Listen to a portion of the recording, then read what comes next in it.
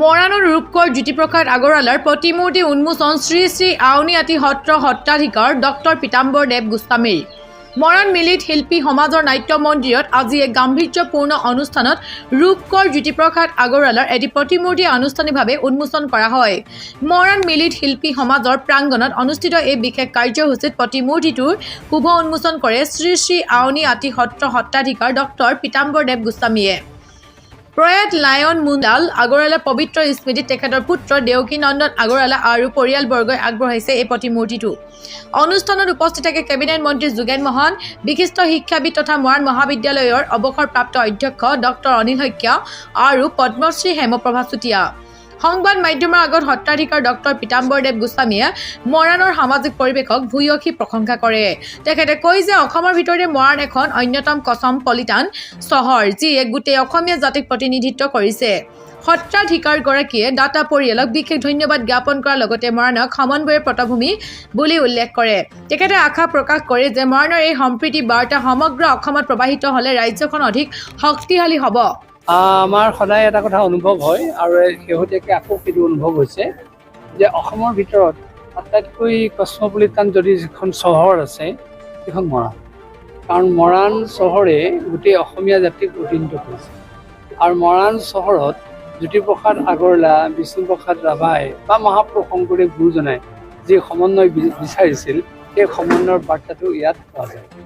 আৰু ইয়াত আমি দেখা পাইছোঁ সকলো শ্ৰেণীৰ লোকেই সকলো অনুষ্ঠানত একেলগে উৰি খাই পৰে আৰু বিশেষকৈ জ্যোতিপ্ৰসাদ আগৰৱালাৰ পৰিয়াল তথা বংশধৰ ইয়াত আছে মৰাণত আৰু তেখেতসকলে এতিয়াও সেই যোগজয়ী কালজয়ী কথাবিলাক পাহৰিব পৰা নাই।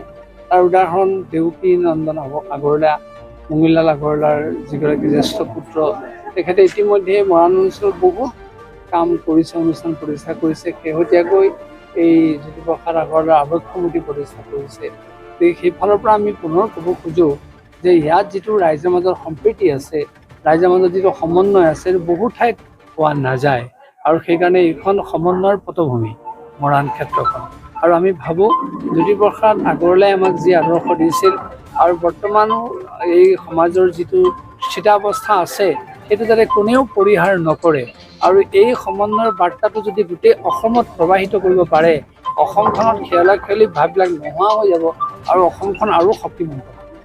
ভাল খবৰ, আমাৰ জ্যোতিপ্ৰসাদ আগৰৱালা আমাৰ প্ৰথম জয়মতী যিখন চিনেমা তেওঁৱে নিৰ্মাণ কৰিছিল আৰু তেওঁ অসমীয়া ভাষা সংস্কৃতি কবি একেৰাহে তেওঁ এটি প্ৰতিমূৰ্তি আমাৰ সত্যনাৰায়ণ আগৰৱালা পৰিয়ালদেৱে ইয়াতে স্থাপন কৰাৰ আজি আমাৰ আউনীআটী সত্ৰ সত্ৰাধিকাৰ আমাৰ ভাৰতৰ পুৰস্কাৰপ্ৰাপ্ত অপৰাৰ তেখেতে এজন জানে আপোনালোকে শ্ৰী শ্ৰী পীতাম্বৰদেৱ গোস্বামী অসমীয়া সংস্কৃতিৰ সাধক গৱেষক আৰু অসমীয়া সংস্কৃতিক প্ৰাণৱন্ত কৰি তোলাত আজি তেখেতে যেনেধৰণে অসমৰ সন্ধিয়াৰ পৰা ধুবুৰীলৈকে সনাতন ধৰ্মই হওক বা বিভিন্ন তেওঁ এই সাংস্কৃতিক পথাৰখন জীপাল কৰি তুলিছে আৰু তেখেতৰ পদাৰ্পণে আমাৰ মৰাণবাসী ৰাইজক উৎফুল্লিত কৰিছে, আনন্দিত কৰিছে।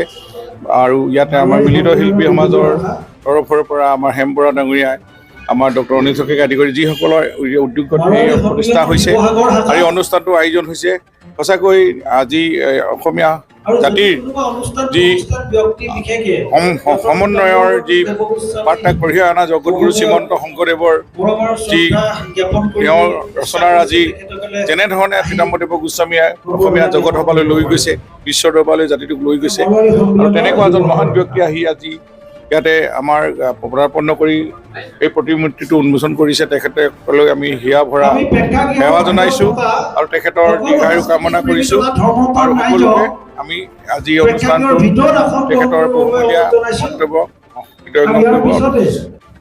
মৰাণ মিলিত শিল্পী সমাজে অসমৰ জাতীয় জীৱনৰ ভাষা, কৃষ্টি, সাহিত্য, সংস্কৃতিৰ অনবদ্য আগবঢ়াই অহা মহান মনীষী ৰূপকোঁৱৰ জ্যোতিপ্ৰসাদ আগৰৱালা, সুধাকণ্ঠ ডক্টৰ ভূপেন হাজৰিকা, কলাগুৰু বিষ্ণুপ্ৰসাদ ৰাভা, নটসূৰ্য ফণী শৰ্মা, জুবিন গাৰ্গৰ প্ৰতিমূৰ্তি আমি স্থাপন কৰা মিলিত শিল্প সমাজ চৌহদত আমি পৰিকল্পনা গ্ৰহণ কৰিছোঁ। তাৰ প্ৰথম পদক্ষেপ হিচাপে আজি আমি জ্যোতিপ্ৰসাদ আগৰৱালাৰ প্ৰতিমূৰ্তি আমি উন্মোচন কৰিলোঁ।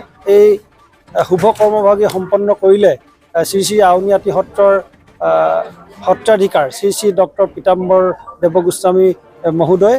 গতিকে ইয়াৰ পৰৱৰ্তী পৰ্যায়ত আমি আটাইকেইগৰাকী মহান মনীষীৰ প্ৰতিমূৰ্তি মিলিত শিল্প সমাজ চৌহদত স্থাপন কৰিম আৰু আমি আশা কৰিম যে উঠি অহা প্ৰজন্মই এই মহান মনীষী কেইগৰাকীয়ে জাতীয় জীৱনৰ ভাষা সাহিত্য কৃষ্টি সংস্কৃতিৰ ক্ষেত্ৰত যি অনবদ্য অৱদান আগবঢ়ালে সেই অৱদানৰ কথা যাতে তেখেতসকলে স্মৰণ কৰিব পাৰে আৰু তেখেতসকলৰ আদৰ্শৰ প্ৰতি অনুপ্ৰাণিত হৈ যাতে নতুন বাট বোলাব পাৰে।